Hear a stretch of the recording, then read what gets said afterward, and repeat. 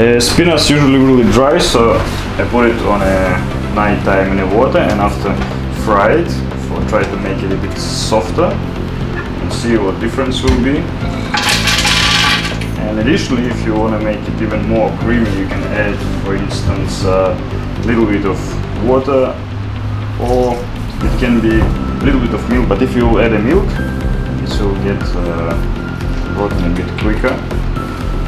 It's optional, you can add some sesame seeds as well, but it will be already like tahini, let's say, if it will be only sesame seeds.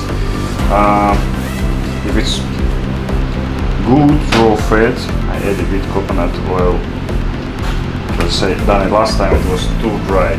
Or also you can add a bit butter if you want to. So basically it will be only fats.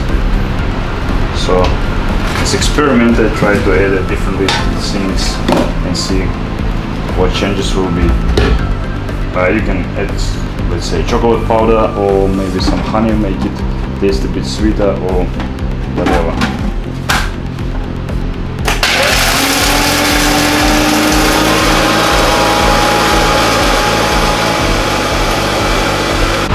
Okay, so let's check it out. So if you want to make a crunchy peanut butter, you can make it quick, but if you want a creamy one, maybe you need to do it like 5 minutes. So let's check it out. So basically, it looks a bit better. Yeah, surprisingly it's a bit more softer when you put it in the water first. That's it.